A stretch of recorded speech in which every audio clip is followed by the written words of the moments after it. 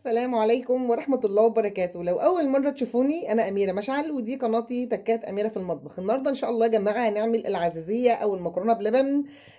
بقول لكم بقى السر بتاع اللون ده إيه بقى، بسر المصانع بالظبط. شايفين زي اللي بتشتريها من بره بالظبط والله. والريحة بقى ما أقولكوش، ما شاء الله، حاجة كده في منتهى الجمال والروعة والسهولة والله يا جماعة. هنشوف عملناها إزاي بمقادير مظبوطة جدا، بكل تكاتها بكل أسرارها، بسر اللون الجميل ده اللي احنا شايفينه قدامنا. يلا نشوف عملنا كل الكلام ده ازاي. بس ما تنسونيش بقى في اللايك والشير والاشتراك في القناة علشان توصلكم كل وصفاتي ان شاء الله. تعالوا نشوف عملنا الجمال ده ازاي، يلا بينا.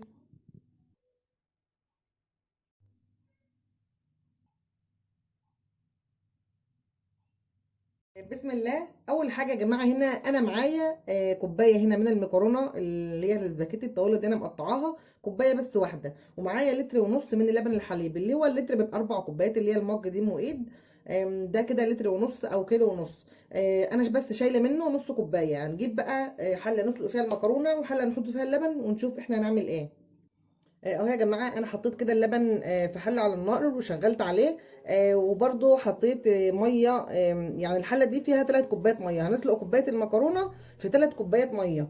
انا هسيب الميه تغلي وهنزل المكرونه واسيبها تتسلق، يعني تتهرى خالص وتشرب الميه بتاعتها. وهنشوف كل ده مع بعض. انا دلوقتي هستنى بس الميه تغلي وانزل فيها المكرونه بتاعتي.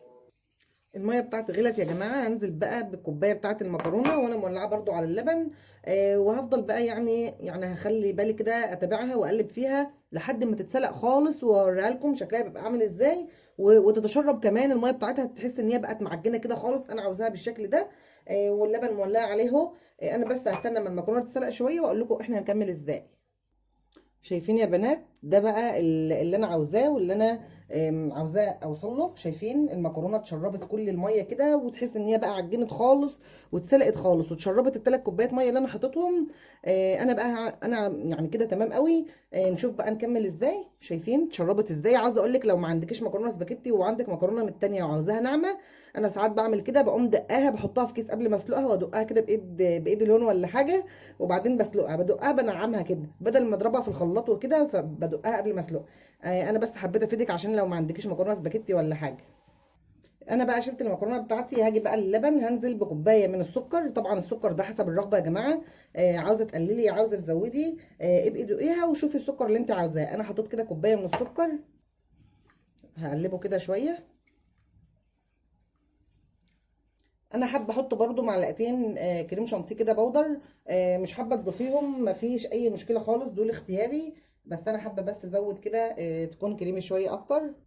وهقلب برضو كده السكر مع الكريمه اللي انا حطيتها كده مع اللبن. هنزل بقى كده بالمكرونه بتاعتي يا بنات اللي احنا سلقناها مع بعض. وهسيبها بقى كده تاخد كام قلبه. انا عاوزاها برضو تتشرب من اللبن كده، هسيبها تاخد كام قلبه كده حلوين. يعني بتاع مثلا 10 دقايق 13 دقيقة. هسيبها بس كده تتشرب من اللبن بتاعي ده كده كويس. وبرضو تبقى ايدك فيها كده علشان ما تلزقش منك ولا اي حاجة خالص. اهو يا جماعة، طبعا انا سبتها كده حوالي ربع ساعة تقلب كده مع بعض عشان المكرونة بتاعتي عاوزاها تتشرب من اللبن. ويبقى طعمها يعني لبن صافي كده، وتبقى حاجة كده يعني وانت بتاكليها. ما شاء الله. هنعمل ايه بقى تاني. انا معايا نص كوبايه اللبن اهو، اللي انا قلت لكم شيلوها من اللتر ونص من الاول. ومعايا برضو يا جماعه هنا كوبايه الا ربع من النشا. انا هدوبهم بقى في بعض وانزل بيهم على المكرونه بتاعتي دي. هبدا انزل كده حاجه حاجه بالنشا بتاعتي يا جماعه، وانا بقلب برضو 3/4 كوبايه نشا. حط عليهم نص كوبايه لبن اللي انا شلتها من الاول. وهفضل اللي انا اقلب كده فيهم كويس جدا.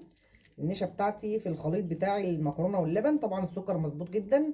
لو حضرتك بقى حابه ان انت تضيفي جوز هند او حاجه، مفيش اي مشكله خالص. بس انا يعني انا بعملها لكم زي المصنع بالظبط. يعني الطريقه من قلب المصنع. احنا طبعا ضميطه بقى ومفيش حاجه تخفى علينا. فانا بقى لازم تجربوها بقى بالطريقه بتاعتنا دي. انا هكمل كده النشا وهفضل برضو اللي انا اقلب فيها كده زي ما حضراتكم شايفين. شايفين بقى يا جماعة، هي ربطت معايا كده وبقت يعني ما شاء الله.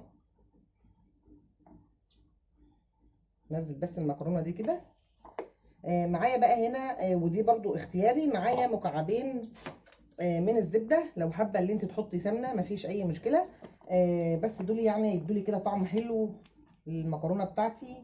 بزود النكهه زي ما قلت لحضرتك. لو مش حابه تضيفيهم هما وكريمه، دول اختياري، مش مهم تضيفيهم خالص. انا بس يا دوب هما مكعبين اللي انا حطيتهم كده. هقلب بقى كده تقلبتين، وقبل ما اقفل النار هنزل بكيسين فانيليا كده. انا ما حبيتش ان انا احط من الفانيليا السايله بصراحه، عشان ما تغيرش لونها ولا حاجه. فانا بس هقلب بقى تقلبتين ونجيب الصينيه ونصبها بقى مع بعض.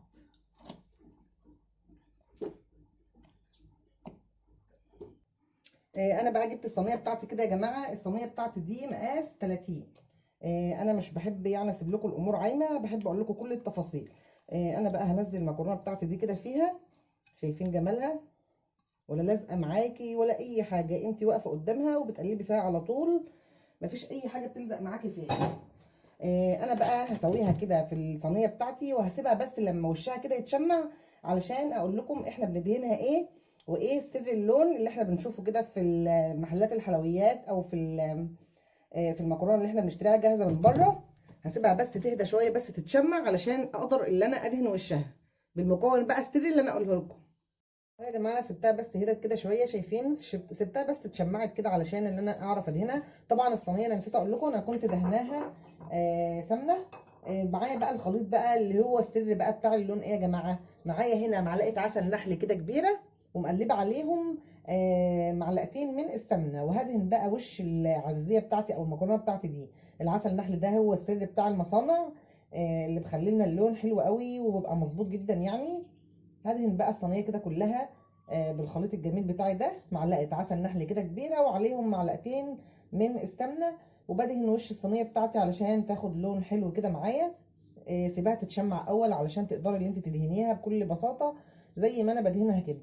انا بس هدهن كده الصينيه بتاعتي كده كلها، هدهن الوش بتاعها كلها. وهدخلها الفرن. هشغل من فوق ومن تحت لحد بس ما تاخد لون حلو كده، وهيبقى كده الدنيا تمام، ونرجع تاني نشوفها مع بعض.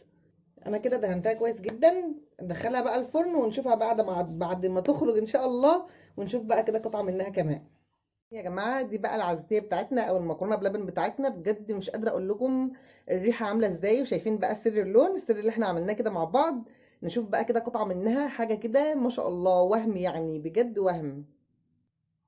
يعني مش قادره اقول لكم يا جماعه بقى الريحه بتاعتها بجد فظيعه، ريحتها حلوه قوي. نشوف بقى كده قطعة. على فكرة هي يعني هي دلوقتي سخنة كده شوية، انا بحب اكلها سخنة الحقيقة، وانا يعني مش قادرة اصبر فانا بحب اكلها دافية كده. نشوف بس قطعة منها كده هي شكلها عامل ازاي من جوه. بسم الله. هي كمان لسه دافية يا جماعة، شايفين متماسكة ولونها عامل ازاي، بجد رهيبة. اقسم بالله يا جماعة ما تتفرق عن اللي احنا بنشتريها من بره من محلات ذرة، بجد يعني ما تفرقش ابدا يعني.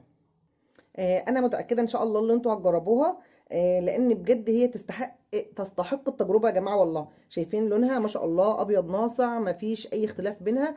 يعني بتاعتنا دي مش هتقدروا تفرقوها بين اللي انتوا بتشتروها من بره والله ابدا يعني.